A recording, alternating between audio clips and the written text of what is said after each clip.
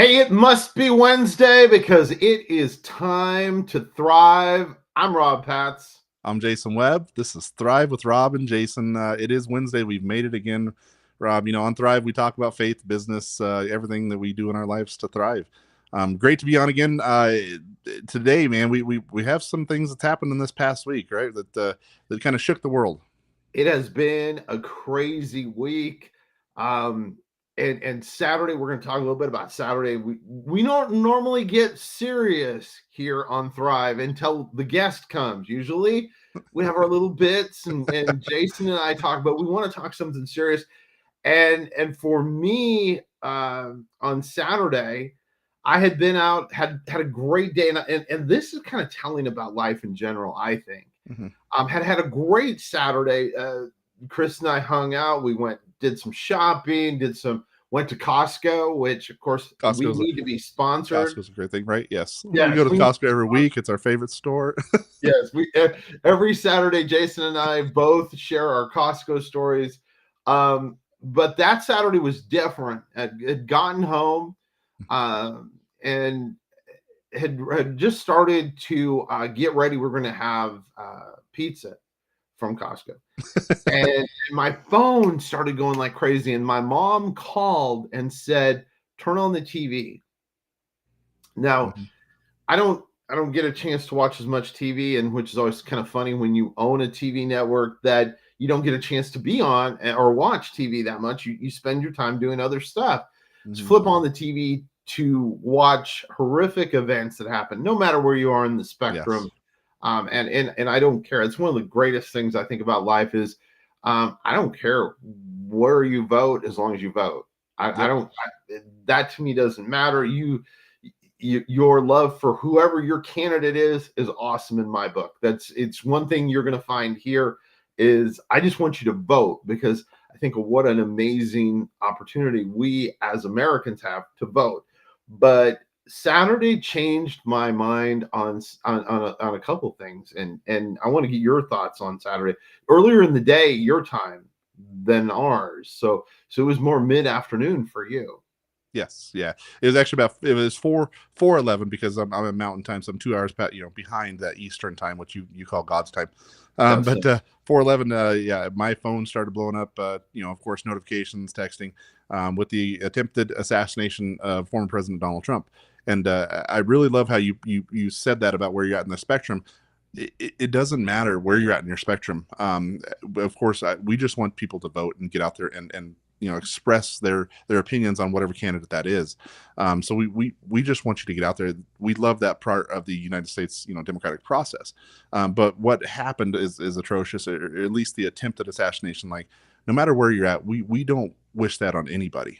That is, just unheard of. It's sickening that it came to that. And I'm hoping that brings the nation together in unity, both sides, just bringing people together to show what the United States is about. It's about all of us, kind of a melting pot coming together to get these issues put together and make it work. So I just wanted to kind of just bring that to the forefront, saying, like, look, just be aware and do your part in the process. There's been countless presidents and countless leaders before this that, military members that have gave us this right to be able to do this. So step up, vote, make your opinion known wherever you're at in that voting process, but just get out there. Yes. Amazing thing to be able to have the gift to be able to vote and to have a say in our election. And of course, got to mention this because he is from my state. Congratulations to JD Vance for being the VP nominee. I think you're going to really get to love JD once you get to know him. Very much just a bootstrap guy. And I love that. I love that story. I think Jason and I, we I think as a country need those kinds of stories. We need the bootstrap guys. That's what makes us all great. I mean, Jason and I, it was not handed to us, the things that we have. And but I've been afforded an opportunity to do what I do because the country we live in, and same with Jason, and you know, the amazing thing with being able to be afforded to do those great things is that my wife loves to shop at Amazon. That's really where we're going with this. One of our land the plane. Things that we love. That was what it was. The opportunities that I've been afforded to live in this country have let my wife and I be able to shop at Amazon. Jason wants to tell you a little something about Amazon. Yeah, definitely. The link up here is not a store for you to buy anything or do anything on Amazon. We don't want you to be worried about that. What it is actually a code where you can jump on, you can learn about owning your own Amazon store, and you can make a side income. You can make it your full-time income depending on what you want to do. Have your own business, selling Amazon products where basically you don't have to run anything. You don't have to have any knowledge of anything. They manage and do everything for you. It's been incredible for my family to have an Amazon store with this. So just check out that QR code right there to where you can actually have your own Amazon store, and we help you run that, or the team does, and build that out. It's not ours, but we just endorse it because it's worked for us, and we want to help other families do that and having their own businesses. And it's a great opportunity. Jason does it. My wife buys from Amazon, so we both have a connection. I think how funny it is. And by the way, I want to give a quick plug for something that Jason and I. So if you're watching this the week of today is the 17th of July. So if you're watching this Friday, Jason and I are part of the group, and Jason leads it. And it's a great book, and I've got it upside down. There we go. Join us. In fact, if you want, make a comment either on this feed or find Jason and I on social media. Dr. Greg Hood is going to be with us on a special conference call on Zoom this Friday. So join us. Just put a comment in the comment section. If you haven't read this book yet, which I haven't, I've read the foreword. This is going to be a pretty cool. I also read the back, which was a lot of reading for me. Dr. Greg Hood is he's incredible. He wrote the book. We got to meet him at the Ignite Christian Business Conference, and he's going to jump on Friday morning with us, which you can come live with us through a Zoom link. Again, like Rob said, chat, we'll send out the links to do that. We're only limiting that to 100 people to be able to jump on with us. So make sure you're doing it fast so you can get those codes. And it's just going to be incredible. He's going to go over the first chapter of the book with us. Super, super excited about that, Rob. You know the thing I'm super excited about?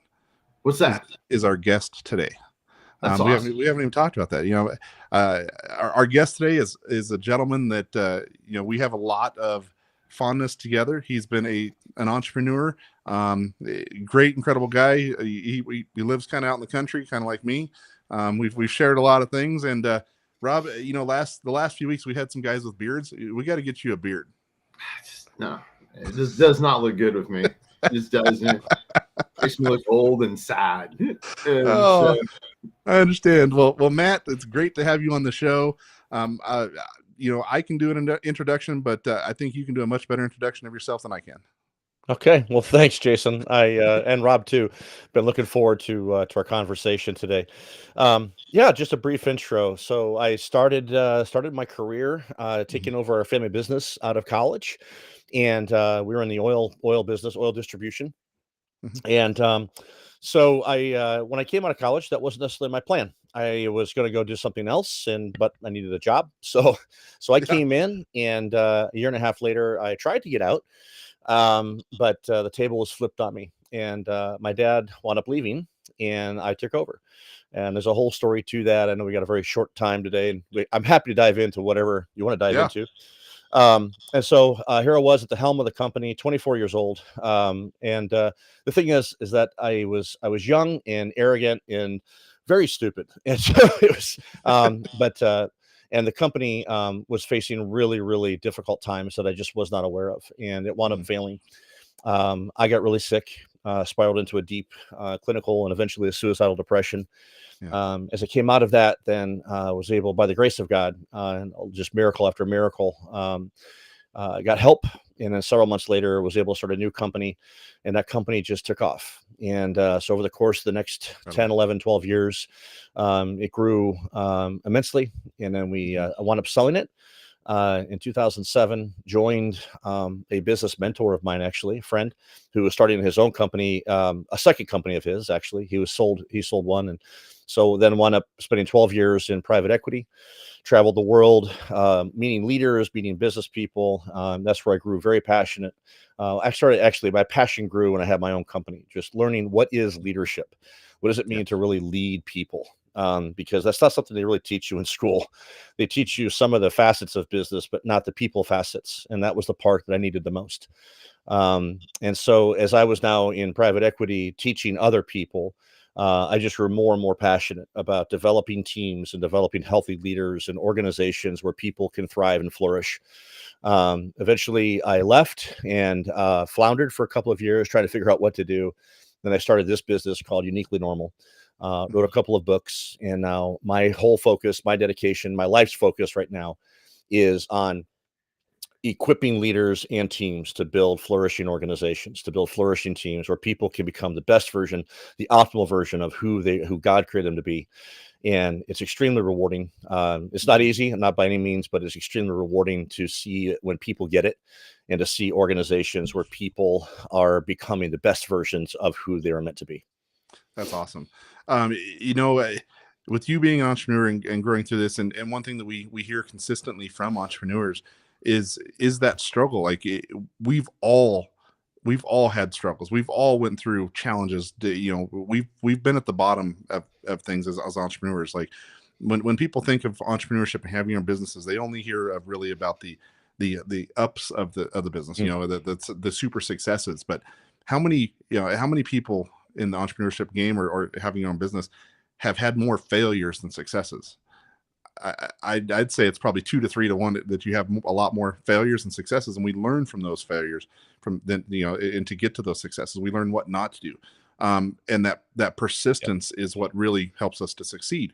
So, you know, like in your journey, like I really appreciate you being, vulnerable on that and spreading that word about, going into that deep depression and those failures and all of that. And, I know you did touch on that about, your faith base. How did you find the strength to rebuild and turn all those things around? Yeah, that's a great question. That's a great question, Jason. Honestly, I look back on those days. I mean, it was like 20, 25, 26 years ago now. And I don't have a whole lot of memory of specific days, but I have memory of the journey, right? And what I recall is that in the last few days, last few weeks of the business, as it was really coming to an end, I was in a state of mind where I wasn't really even getting out of bed, right? Or if I did, I was not even engaging in life, right? I was married. I was recently married. I was doing the best I can to just try to tell her that things were okay because, in addition to not really knowing what I didn't know about business and leadership, I also didn't really know what it meant to be a husband or really to be a man, right? Because I just didn't have, the example, the model of what it was to really integrate life together and especially integrate faith. And so the day that I was actually going to take my life is where God showed up in a very big way. The way I describe it is I was in this deep black hole, and the hole was lined with glass. So there was no way to climb out of it, no way out. So I became helpless and hopeless. And I thought the only way out for me is I just have to end it all. And it was by the grace of God that I had this thought. I was actually going to write 3 letters, one to my wife, one to my mom, who actually I hired to work for me, and my youngest brother. And before I wrote one word, I had this thought that I knew my parents had taken out a life insurance policy on me when I was basically newly born. And rather than calling my agent, I drove down to his office 3 blocks away. He happened to be in. We spent 10 minutes together, I think. I was trying to find out if there was a suicide exclusion clause. I don't remember actually using that term. Yeah. But whatever I said, he picked up on it. And then he called my mom. Wow. And he said, after I left, and he said, Jean, her name was Jean, I know things are a mess, but it doesn't matter right now because I just saw your son. And if you don't do something today, he won't be here tomorrow. Wow. And that began the journey of me beginning to get help and then getting the mentoring, the coaching that I needed to really begin to integrate faith into everything I did.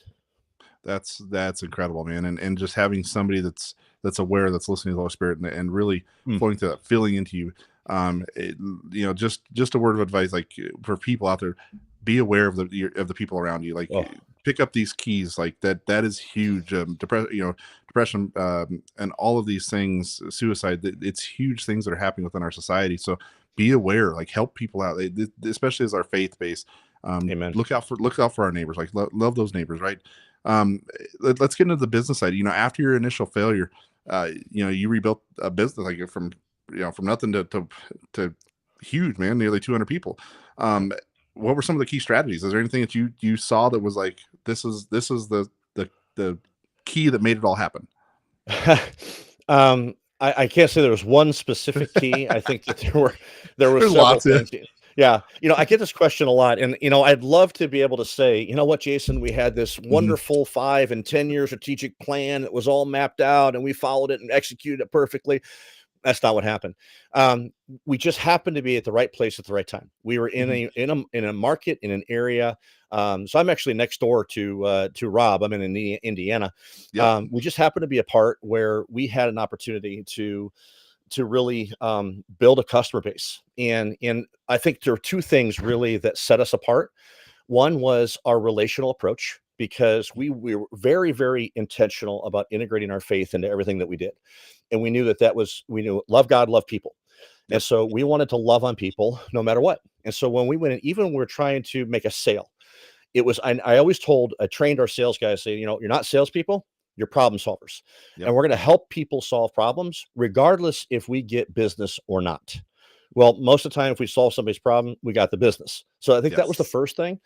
And then the second thing was delegation and empowerment. So really, I was a young kid, right? And I was, as we began to grow, I had to hire people that were older than me, more experienced than me, that quite frankly were better than me. Yep. And when you're leading somebody that's older, more experienced, and better than you, you have to lead them completely differently than you're leading a peer or somebody that's less experienced. And so having the, I don't know, I call it awareness. And also I had some amazing mentors during that time period that really helped me understand this is what leading up and leading down is all about. And so we had a wonderful team that was empowered, that they could make great decisions. And it really was 1 to 5 heads, 10 heads are better than one. And we lived that every single day. Oh, I love that. And that's been the success in my path as well, is checking that ego at the door. It's not about me. It's about everybody putting this together. I've had the chance of building quite a few businesses, multiple businesses in the commercial tire space, but building sales teams, everything else. And I love how you put that, is take out that word sales. We're problem solvers. And that's how I coached my salesmen as well, is if you change your mindset on it, you're not trying to sell something, you're just trying to solve a problem with it. More often than not, you're going to get the business. It changes that perspective, because people, when they think of sales, they think of that sleazy, car salesman. I'm not saying anything bad about car salesman, but just that's the persona that it comes across. And so I love that problem solving aspect.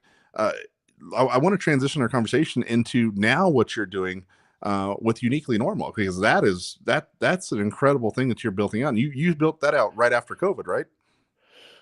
Yeah, I tried to do it during COVID. That didn't work so well. So I actually spent, I spent a year, I was on the board of a good friend of mine's company, and actually wound up joining his team for a year to help build out the executive team and strategic plan and so forth. But yeah, so then, so I launched this in 2001 full time. And the first thing I did was I wrote a book. And then I wrote a second book. And so the first book I wanted to write was on leadership, and it wound up becoming more about a personal growth and development tool. If you really want to live a flourishing life, that's about living from the inside out, not the outside in. And it's rather than a focus on me, it's a focus on God and others. That's what that book became. But my passion was leadership, right? So towards the end of that first book, I believe that God gave me some real clarity on the second book. So I began writing that one right away.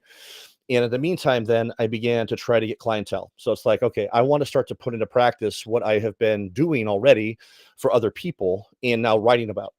And so about 2 years ago, I started to crank up the client machine, right? Try to, not sales, trying to solve people's problems, and but really focused on how can I help leaders come alongside leaders and help them solve their greatest people problems, whether it is recruiting, whether it's turnover, whether it's engagement, strategic planning. I just launched a new service called, basically it's like a fractional COO service model where, because I keep running into leaders all the time. It's like, hey, can you help me with these operations? Help me with this, help me with this. And oftentimes it's around, strategic planning, human resource planning, people planning. How do we put together robust strategies to help people, whether it's career pathing or it's performance optimization or just helping people really understand who they are and who their colleagues are. And it's been an amazing journey so far, Jason. I mean, the business is still at more in its infancy, right? I'm not yet sustainable, but every week is a little better. So I keep hoping and praying a lot. I know hope's not a strategy, but right now it's a big part of mine. Hey, faith is huge. What you got, Rob? You jumping in? I wanted to ask him to explain to people about fractional C-suite kind of stuff, because that is a term that is really kind of new to a lot of people. Sure. So what I mean by fractional COO services is that most of my clients, in fact, I think all my clients are family-owned businesses, right? I understand what it means to be in a family business. I can understand the lingo, I understand the pressures, I understand what people go through. And a lot of family businesses, as they begin to scale, they need to upgrade, if you will, they need to upgrade their team, specifically in the senior leadership area. But it's difficult for a family business to just jump in and pay the big bucks for a C-suite type leader. And so what I'm focusing on is, okay, listen, I know you can't afford a full-time COO or CFO or whatever it is. I can provide you a certain block of time on a weekly or bi-weekly basis, whatever we agree on. And I will provide those services for you. Usually it's a blend of remote and in person. And I will be that, I'll be that part-time COO for you. Except you don't have to pay me benefits. You don't have to pay me insurance. You don't have to pay my 401k.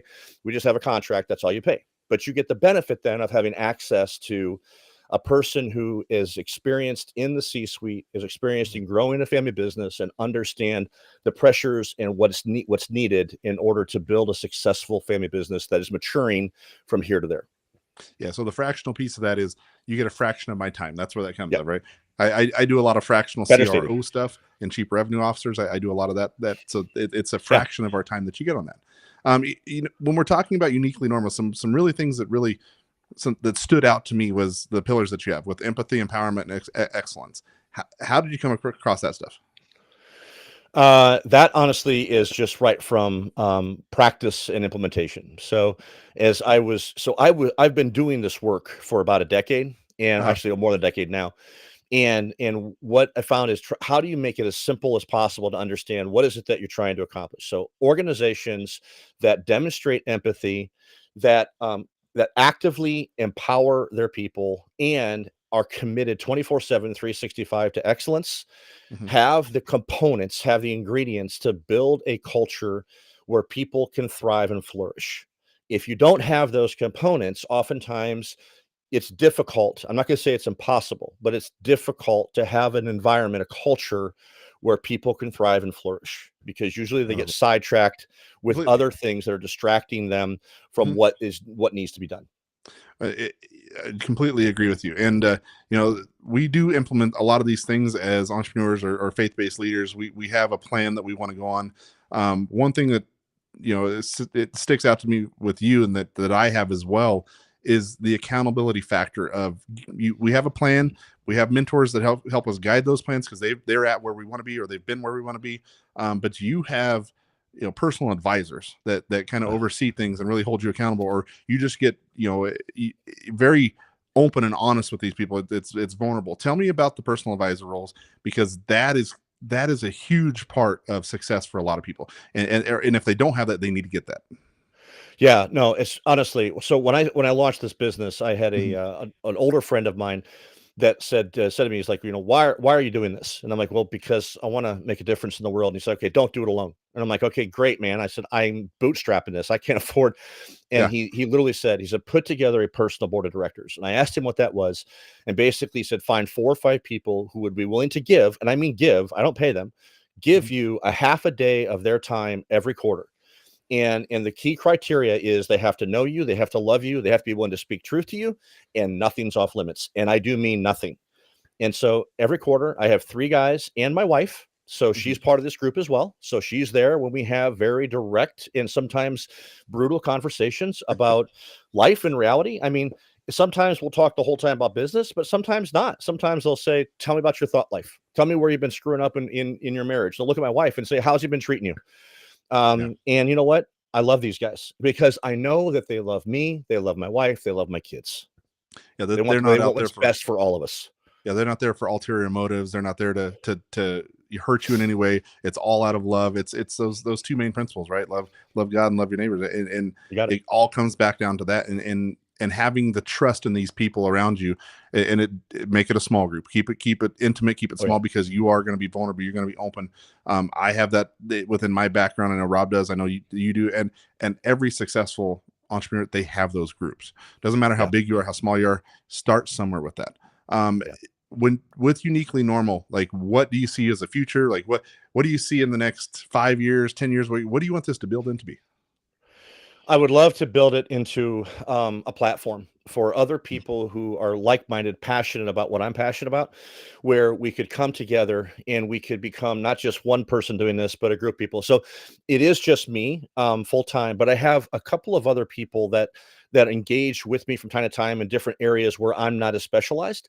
And so I would love to be able to have a team of people, not just contractors, but literally a team where we can build together. We can demonstrate what it is that we're trying to do for other people internally and then take it externally. So that's my dream. That's my vision, is to someday have a team of people doing what I'm doing, and we're doing it together, both internally and externally, for the glory of God and for the glory of building organizations where people can feel valued, seen, understood, listened to, and loved.